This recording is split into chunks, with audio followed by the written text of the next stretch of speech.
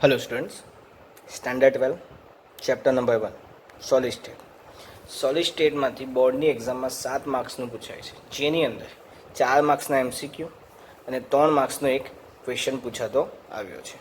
હવે સોલિડ સ્ટેટની અંદર આગળ વધતા પહેલાં લોઅર સ્ટાન્ડર્ડમાં આપણે સોલિડ સ્ટેટ, લિક્વિડ સ્ટેટ અને ગેસિયસ સ્ટેટ વિશે થોડી ઘણી ચર્ચા કરી ગયા છે। આજે આપણે એનું જ કંઈક ઓવરવ્યૂ લેવાના છે, બરાબર છે। તો આપણી સરાઉન્ડિંગની અંદર જે પણ સબસ્ટન્સ છે કે મટીરિયલ છે કે કોઈ પણ મેટર લઈ લો, એ પર્ટિક્યુલરલી આપણને 3 સ્ટેટની અંદર જોવા મળે છે। ફર્સ્ટ છે સોલિડ સ્ટેટ, સેકન્ડ છે લિક્વિડ સ્ટેટ અથવા તો થર્ડ છે ગેસિયસ સ્ટેટ। હવે એ પણ સમજી લેજો, કોઈ એક જ પર્ટિક્યુલર સબસ્ટન્સ તમને સોલિડ સ્ટેટમાં પણ જોવા મળશે, લિક્વિડ સ્ટેટમાં પણ જોવા મળશે અને ગેસિયસ સ્ટેટમાં પણ જોવા મળશે। માની લો કે કોઈ એક સબસ્ટન્સ છે જે તમે સોલિડ સ્ટેટમાં લીધો છે। હવે એ સબસ્ટન્સની અંદર તમે કોઈક સોલ્વન્ટની અંદર ડિઝોલ્વ કરી દેતા છો, તો એ જ સબસ્ટન્સ તમને લિક્વિડ સ્ટેટમાં મળશે, બરાબર ને। હવે એ જ લિક્વિડ કે જેની અંદર તમે સબસ્ટન્સ ડિઝોલ્વ કરેલો છે તેને તમે હીટ કરશો તો એની વેપર બનશે અને એ વેપર બનવાને કારણે એ શું ગેસિયસ સ્ટેટની અંદર કન્વર્ટ થઈ જશે, બરાબર ને। તો કોઈ એક જ substance solid state, liquid state અને ગેસિયસ આવી રીતે 3 અલગ અલગ સ્ટેટની અંદર એક્ઝિસ્ટ કરે છે, એ પોસિબલ છે। પહેલાં તો એટલું સમજી લો, બરાબર છે। ઓકે, હવે આગળ વધીએ તો તમને ખબર જ હશે કે સોલિડ સ્ટેટની અંદર જે સોલિડ સ્ટેટમાં જ્યારે કોઈ પણ સબસ્ટન્સ સોલિડ સ્ટેટની અંદર હોય છે ત્યારે એના જે 2 પાર્ટિકલ્સ હોય છે તેમની વચ્ચેનું જે ડિસ્ટન્સ જે હોય છે તે ખૂબ જ ઓછું હોય છે। શું હોય છે? ખૂબ જ ઓછું હોય છે। એનું કારણ છે કે સોલિડ સ્ટેટની અંદર જે પાર્ટિકલ્સ આવેલા હોય છે તેમની વચ્ચે ઇન્ટરમોલિક્યુલર ફોર્સ ઓફ અટ્રેક્શન જે હોય છે તે આપણને સૌથી વધારે જોવા મળે, મતલબ કે હાઈએસ્ટ હોય છે। અને એ હાઈએસ્ટ હોવાને કારણે સોલિડ સ્ટેટમાં રહેલા સબસ્ટન્સના પાર્ટિકલ વચ્ચે જે સ્પેસ આપણને મળવાની, ડિસ્ટન્સ જે આપણને મળવાનું એ કેવું હશે? લોવેસ્ટ જોવા મળશે। જ્યારે લિક્વિડની અંદર આપણે વાત કરીએ તો કમ્પેર ટુ સોલિડ એની અંદર પાર્ટિકલ વચ્ચે જે સ્પેસ હશે તે થોડીક વધારે હશે કમ્પેર ટુ સોલિડ। કેમ એવું? તો લિક્વિડ સ્ટેટની અંદર જે ઇન્ટરમોલેક્યુલર ફોર્સ ઓફ અટ્રેક્શન હશે તે કેવો હશે? લો હશે, બરાબર છે। હવે જઈએ આપણે ગેસિયસ સ્ટેટની અંદર। ગેસિયસ સ્ટેટની અંદર જે ઇન્ટરમોલેક્યુલર ફોર્સ ઓફ અટ્રેક્શન જે હોય છે તે કેવું હોય છે? લોવેસ્ટ હોય છે। કેવું હોય છે? તો લોવેસ્ટ હોય છે। અને એ લોવેસ્ટ હોવાને કારણે 2 પાર્ટિકલ વચ્ચે સ્પેસ જે જોવા મળશે તે આપણને હાઈએસ્ટ જોવા મળતી હોય છે। શું જોવા મળતી હોય છે? આપણને હાઈએસ્ટ જોવા મળતી હોય છે। ક્લિયર છે અહીંયા સુધી? ઓકે, તો સોલિડ સ્ટેટમાં રહેલા પાર્ટિકલ્સ વચ્ચે જે ઇન્ટરમોલેક્યુલર ફોર્સ ઓફ અટ્રેક્શન જે હોય છે તે હાઈએસ્ટ હોવાને કારણે એમ કહેવાય છે કે જે સોલિડ છે તે નોર્મલી રિજિડ હોય છે। શું હોય છે? રિજિડ હોય છે। કેમ રિજિડ હોવાનું કારણ શું છે? Because solid state do not have a ability to flow. શું નથી કરી શકતા? સોલિડ સ્ટેટમાં રહેલા પાર્ટિકલ્સ ફ્લો નથી કરી શકતા। જેવી રીતે લિક્વિડ અને ગેસિયસ સ્ટેટમાં રહેલા પાર્ટિકલ્સ શું કરી શકતા હોય છે? ફ્લો કરી શકતા હોય છે। કેમ ફ્લો કરી શકતા હોય છે? કેમ કે એમની વચ્ચે લિક્વિડ સ્ટેટ અને ગેસિયસ સ્ટેટમાં જે પાર્ટિકલ્સ છે તેમની વચ્ચે ડિસ્ટન્સ વધારે હોવાને કારણે એ ઇઝીલી શું કરી શકતા હોય છે? મૂવમેન્ટ કેવી હોય છે? ઇઝીલી કરી શકતા હોય છે, બરાબર ને। હવે સોલિડ સ્ટેટમાં રહેલા પાર્ટિકલ્સ ઇઝીલી ફ્લો નથી કરી શકતા, એનું પણ કારણ છે કેમ કે અહીંયા ઇન્ટરમોલેક્યુલર ફોર્સ ઓફ અટ્રેક્શન સોલિડ સ્ટેટની અંદર કેવું હશે? સૌથી વધારે હશે। એટલા માટે સોલિડ સ્ટેટમાં રહેલા જે પાર્ટિકલ્સ છે તેમની પોઝિશન કેવી હશે? ફિક્સ હશે। ફિક્સ હોવાને કારણે એ ઇઝીલી મૂવમેન્ટ નથી કરી શકતા। તેથી જ સોલિડ સ્ટેટના જે પાર્ટિકલ્સ છે તે કેવા હોય છે? રિજિડ હોય છે એમ કહેવામાં આવે છે। From the above discussion, we can say that the rigidity or the fluidity of a substance depend on the nature of a constituent particle and binding force between them। આનો મતલબ શું છે કે કોઈ પણ સબસ્ટન્સ છે તે રિજિડ હશે કે ફ્લુઇડ હશે તે શેના પર ડિપેન્ડ કરે છે? કે જે કન્સ્ટિટ્યુઅન્ટ પાર્ટિકલ છે તેના પર એક, અને બીજું આ કન્સ્ટિટ્યુઅન્ટ પાર્ટિકલ પર જે ઇન્ટરમોલેક્યુલર ફોર્સ ઓફ અટ્રેક્શન લાગેલો છે તેના ઉપર એ શું કરે છે? ડિપેન્ડ કરતો હોય છે। હવે ચેપ્ટરને આગળ વધારતા પહેલાં આપણે એક વખત ઓવરવ્યૂ જોઈ લઈએ કે સોલિડ સ્ટેટ ચેપ્ટરની અંદર કઈ કઈ ચર્ચાઓ આપણે આગળ કરવાના છે।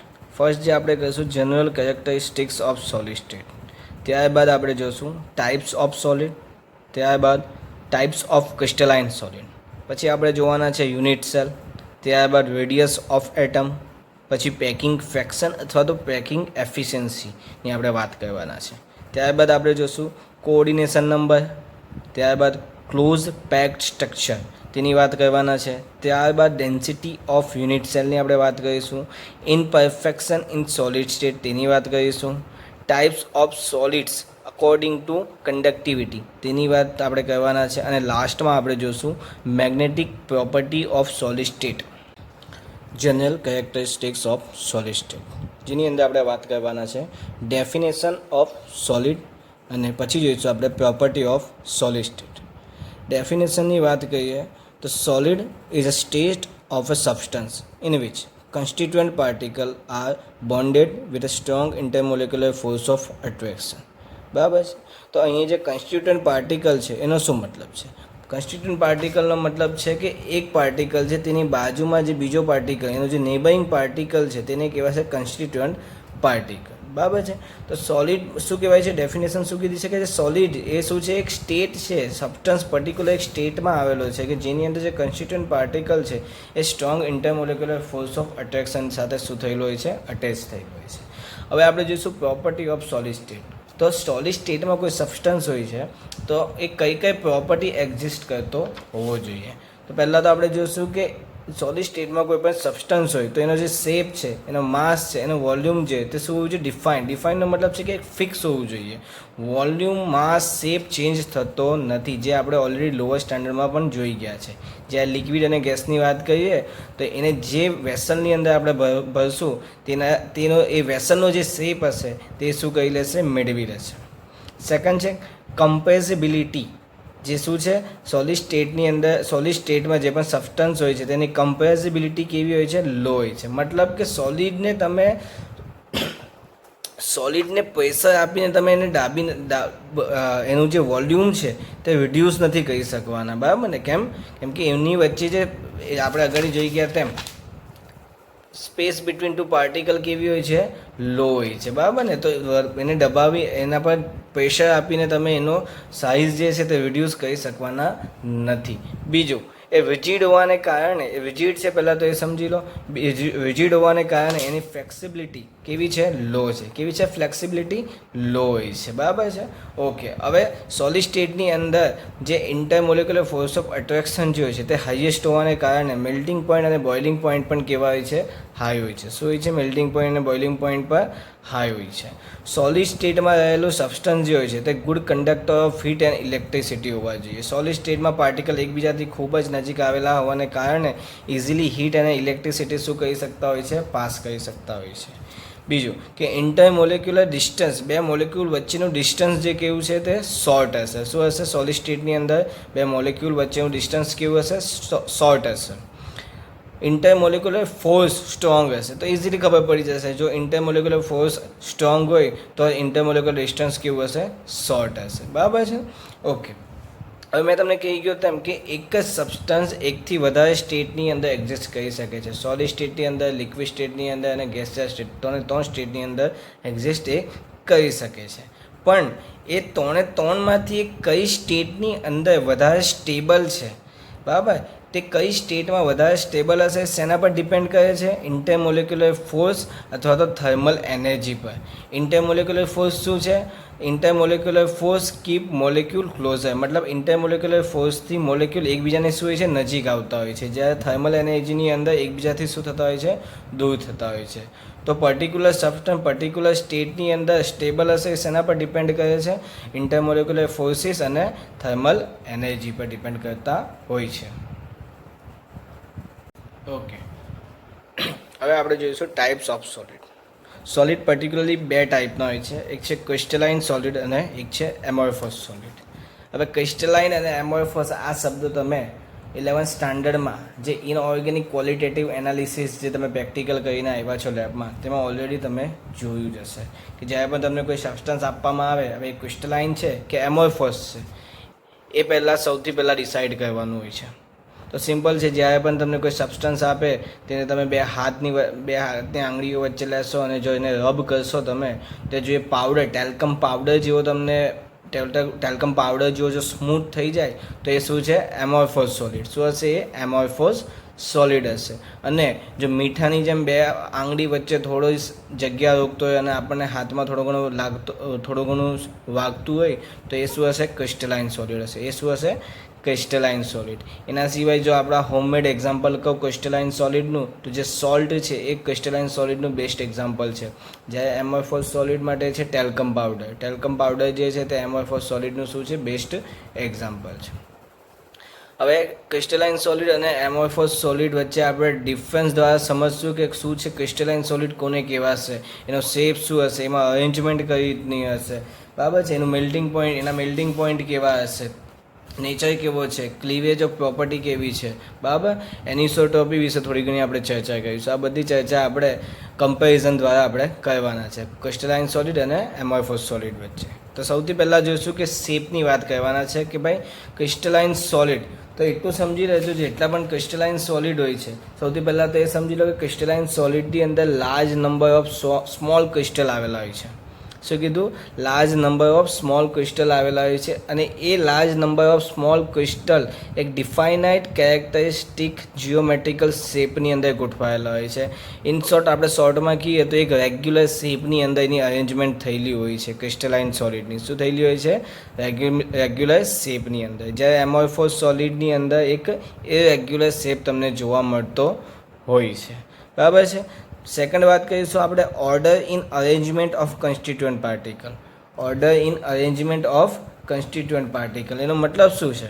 કે જે કન્સ્ટિટ્યુઅન્ટ પાર્ટિકલ છે તેની અરેન્જમેન્ટ છે તેની કંઈક ચર્ચા કરવાની છે. તો ક્રિસ્ટલાઇન સોલિડની અંદર સમજી લેજો, ક્રિસ્ટલાઇન સોલિડમાં જે કન્સ્ટિટ્યુઅન્ટ પાર્ટિકલ આવેલા હોય છે તે એક રેગ્યુલર પેટર્ન શું કરતા હોય છે? રિપીટ કરતા હોય છે લોંગ રેન્જ ઓર્ડરની અંદર. લોંગ રેન્જ ઓર્ડરની મતલબ કે જે આ નીચે તમને ડાયાગ્રામમાં દેખાય છે કે એક પેટર્ન ફોલો થાય છે, પેટર્ન ફોલો થતી તમને દેખાતી હશે. એ લોંગ રેન્જ મતલબ એક લોંગ ચેઇન જેવી બનાવતી જશે ક્રિસ્ટલ સોલિડની અંદર.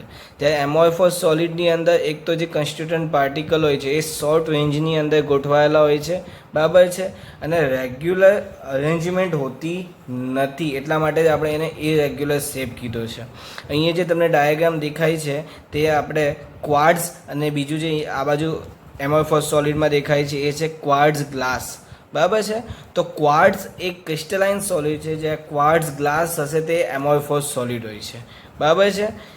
બીજી એક વાત સમજી લેજો, જે ક્વાર્ટ્ઝ હોય છે તેમાં ડિસિપ્લિન અરેન્જમેન્ટ જોવા મળે છે. એક પર્ટિક્યુલર પેટર્ન રેગ્યુલર રિપીટ થતી તમને જોવા મળશે લોંગ રેન્જની અંદર. જ્યારે ક્વાર્ટ્ઝ ગ્લાસની અંદર ઇનડિસિપ્લિન અરેન્જમેન્ટ મતલબ કોઈ એક પર્ટિક્યુલર અરેન્જમેન્ટ અથવા તો પર્ટિક્યુલર પેટર્ન ફોલો થતી તમને દેખાશે નહીં. ઓકે, હવે વાત આપણે કરવાના છે મેલ્ટિંગ પોઈન્ટની. તો ક્રિસ્ટલાઇન સોલિડ જે હોય છે તે melt at a sharp temperature, મતલબ કે એક પર્ટિક્યુલર ટેમ્પરેચર પર જ ક્રિસ્ટલાઇન સોલિડ શું થતા હોય છે? મેલ્ટ થતા હોય છે. એક્ઝામ્પલ તરીકે સમજો કે તમારી પાસે એક સોલિડ છે કે જે 120 ડિગ્રી સેન્ટીગ્રેડ ટેમ્પરેચર આગળ મેલ્ટ થતો હોય છે. તો એ 1 ડિગ્રી સેન્ટીગ્રેડ ટેમ્પરેચર જ્યારે મળશે આપણને ત્યારે જે શું થશે? મેલ્ટ થશે. જ્યારે એમોર્ફોસ સોલિડ જો હોય તો એ melt at range of temperature, મતલબ પર્ટિક્યુલર રેન્જની અંદર શું થતા હોય છે? એ મેલ્ટ થતા હોય છે. એક્ઝામ્પલ તરીકે એક સબસ્ટન્સ લીધો ને અને જે 100 ડિગ્રી સેન્ટીગ્રેડથી લઈને 200 ડિગ્રી સેન્ટીગ્રેડ સુધી વચ્ચે કોઈ પણ ટેમ્પરેચર આગળ એ શું થતો હશે? મેલ્ટ થતો હશે. આ વચ્ચે કોઈ પણ ટેમ્પરેચર આવે એ શું થઈ જતો હશે? મેલ્ટ થઈ જતો હશે. હવે આપણે વાત કરવાના છે નેચરની, કે જે ક્રિસ્ટલાઇન સોલિડ જે હોય છે ટુ સોલિડ હોય છે, 100% કેવા હોય છે? સોલિડ હોય છે. જ્યારે એમોર્ફોસ સોલિડ જે હોય છે તે કેવા હોય છે? સ્યુડો સોલિડ અથવા તો એને સુપર કુલ્ડ સોલિડ પણ કહેવાય. અહીંયા સ્યુડો સોલિડ એટલે શું? સ્યુડો સોલિડ એટલે એવા સોલિડ કે લિક્વિડની જેમ શું કરતા હોય છે? ફ્લો કરતા હોય છે. મતલબ લિક્વિડ પાસે જે એબિલિટી છે ટુ ફ્લો, ફ્લુઇડિટીની જે એબિલિટી છે તેવી જ રીતે આ એમોર્ફસ સોલિડ પાસે પણ શું હોય છે? Ability to flow. એ પણ શું કરી શકતા હોય છે? ફ્લો કરી શકતા હોય છે, બરાબર.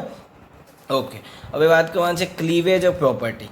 ક્લીવેજ પ્રોપર્ટીનો શું મતલબ છે કે જ્યારે પર્ટિક્યુલર એક ક્રિસ્ટલાઇન સોલિડ તમે લેતા છો અને એને ચપ્પુથી કટ કરશો ત્યારે એક ક્લીન ક્લીવેજ તમને જોવા મળશે, કોઈ જાતની ઇરેગ્યુલારિટી તમને જોવા મળશે નહીં. તેવા તેને કહેવાશે ક્રિસ્ટલાઇન સોલિડ. જ્યારે એમોર્ફસ સોલિડ લેશો અને એને એક શાર્પ અથવા તો એક ચપ્પુથી તમે કટ કરશો તો એ તમને એક ઇરેગ્યુલર ક્લીવેજ તમને જોવા મળશે. શું જોવા મળશે? તમને એક ઇરેગ્યુલર ક્લીવેજ તમને જોવા મળશે. હવે હીટ ઓફ ફ્યુઝનની આપણે વાત કરવાના તો ક્રિસ્ટલાઇન સોલિડની અંદર જે હીટ ઓફ ફ્યુઝન હોય છે તે ફિક્સ હોય છે, ડિફાઇનાઇટ હોય છે, જ્યારે એમોર્ફસ સોલિડની અંદર એ ડિફાઇનાઇટ હોતું નથી. ઓકે, હવે જોઈશું એનિસોટોપી. શું છે એનિસોટોપી? પહેલાં તો એ સમજી લો. એનિસોટોપી એટલે બીજું કંઈ નથી પણ variation in physical property along with different direction. Different ડાયરેક્શનની અંદર એની ફિઝિકલ પ્રોપર્ટીમાં શું જોવા મળશે? વેરિએશન થતું તમને જોવા મળશે. તો જે ક્રિસ્ટલાઇન સોલિડ જે હોય છે તે એનઆઇસોટોપિક હોય છે ઇન નેચર, જ્યારે એમોર્ફસ સોલિડ જે હોય છે તે આઇસોટોપિક હોય છે ઇન નેચર. હવે કેમ ક્રિસ્ટલાઇન સોલિડ્સ એનઆઇસોટોપિક હોય, કેમ એમોર્ફસ સોલિડ આઇસોટોપિક હોય, એ સમજતા પહેલાં એનઆઇસોટોપિક શું છે અને આઇસોટોપિક શું છે તે સમજી દઈએ. એનઆઇસોટોપિક એટલે એવા સબસ્ટન્સ છે કે જેની physical property R different in different direction. જુદી ડાયરેક્શનમાં ફિઝિકલ પ્રોપર્ટી કેવી હોય છે? ડિફરન્ટ હોય છે. જ્યારે આઇસોટોપિક એટલે કે જેની ફિઝિકલ પ્રોપર્ટી કોઈપણ ડાયરેક્શન તમે લો એ કેવી હોય છે? સેમ હશે. અહીં જે આ તમને ડાયાગ્રામ દેખાય છે એ ક્રિસ્ટલાઇન સોલિડ માટેની છે. ક્રિસ્ટલાઇન સોલિડની જેમ એક રેગ્યુલર અરેન્જમેન્ટ મેં બનાવેલી છે, જેની અંદર તમે જોઈ શકો આ ડોટ્સ બતાવેલા છે, એની વચ્ચે બે ડોટ્સની વચ્ચે આપણને એક બીજા કલરનો એક ડોટ્સ જોવા મળે છે. હવે જ્યારે મેં A to B ડાયરેક્શનમાં આવું છું ત્યારે તમે જોઈ શકો કે રેગ્યુલર એક જ મોલેક્યુલ અથવા તો એક જ ટાઈપના મોલેક્યુલ તમને જોવા મળશે. પણ જ્યારે તમે ડિફરન્ટ ડાયરેક્શન મતલબ કે બીજી કોઈ ડાયરેક્શનમાં જશો તો તમને એકથી વધારે પ્રકારના ડિફરન્ટ મોલેક્યુલ તમને જોવા મળશે. બરાબર ને? એકથી વધારે પ્રકારના મોલેક્યુલ તમને જોવા મળશે. હવે આ અલગ અરેન્જમેન્ટને કારણે ડિફરન્ટ ડાયરેક્શનમાં તમને મળતા મોલેક્યુલ્સ જે હશે તે કેવા હશે? અલગ હશે. શું હશે? મોલેક્યુલ્સ અલગ હશે. અને એ અલગ હોવાને કારણે એની જે ફિઝિકલ પ્રોપર્ટી હશે તે પણ કેવી હશે? અલગ હશે. એટલા માટે જે ક્રિસ્ટલાઇન સોલિડ છે તે કેવા હોય છે? એનઆઇસોટોપિક હોય છે ઇન નેચર. જ્યારે એમોર્ફસ સોલિડ જે હોય છે તે આઇસોટોપિક ઇન નેચર હોય છે. કેમ આઇસોટોપિક? કેમ કે એની જે ફિઝિકલ પ્રોપર્ટી બધી ડાયરેક્શનની અંદર કેવી હોય છે? સેમ હોય છે. તો કેમ આવું હોય છે? એટલા કેમ કે એક તો સમજો કે એમોર્ફસ સોલિડ જે હોય છે તે strong short range of order follow કરતા હોય છે, ને બીજું જે એની અરેન્જમેન્ટ હોય છે ડિફાઇનાઇટ નથી હોતી. તો લાસ્ટમાં જે આપણને ઓવરઓલ અરેન્જમેન્ટ જોવા મળશે તે ઇક્વિવેલન્ટ જોવા મળશે ઇન ઓલ ડાયરેક્શન. હવે ઇક્વિવેલન્ટનો મતલબ કે દરેક ડાયરેક્શનની અંદર આપણને જોવા મળતા મોલેક્યુલ અથવા તો પાર્ટિકલ જે હશે તે સેમ હશે, જેને કારણે એની ફિઝિકલ પ્રોપર્ટી શું થઈ જશે? સેમ થઈ જશે. જ્યારે ક્રિસ્ટલાઇન સોલિડની અંદર ડિફરન્ટ ડાયરેક્શનમાં મળતા આપણને મોલેક્યુલ્સ જે હતા તે ડિફરન્ટ હોવાને કારણે એની ફિઝિકલ પ્રોપર્ટી પણ કેવી હોય છે? ડિફરન્ટ આપણને જોવા મળે છે. બરાબર છે. હવે આપણે કેટલાક એક્ઝામ્પલની વાત કરીશું કે ક્રિસ્ટલાઇન સોલિડ કોને કહી શકાય. તો NaCl, quartz, KCl, ZnS, CaF2 આ બધા છે ક્રિસ્ટલાઇન સોલિડના એક્ઝામ્પલ. જ્યારે ક્વાર્ટઝ, ગ્લાસ, રબર, પ્લાસ્ટિક આ બધા શેના એક્ઝામ્પલ છે? તો એમોર્ફસ સોલિડના. બરાબર. હવે તમે જોઈ શકો જે રબર છે, પ્લાસ્ટિક છે, પોલિથીન છે, એ બધું આપણે ડેઇલી લાઈફમાં યુઝ કરતા હોય છે. એટલા માટે તમે એમ પણ કહી શકો કે જે એમોર્ફસ સોલિડ જે હોય છે તે ડેઇલી યુઝેસમાં ઘણા વપરાતા હોય છે. તેવો જ એક છે આપણો amorphous silicon. Amorphous silicon is a photovoltaic material. શું છે? Photovoltaic material available for the conversion of sunlight in electricity. બરાબર. સોલાર સિસ્ટમની અંદર સનલાઇટને ઇલેક્ટ્રિસિટીની અંદર કન્વર્ટ કરવા માટે જે મટીરિયલ વપરાય છે તે કયું છે? એમોર્ફસ સોલિડ. બરાબર છે.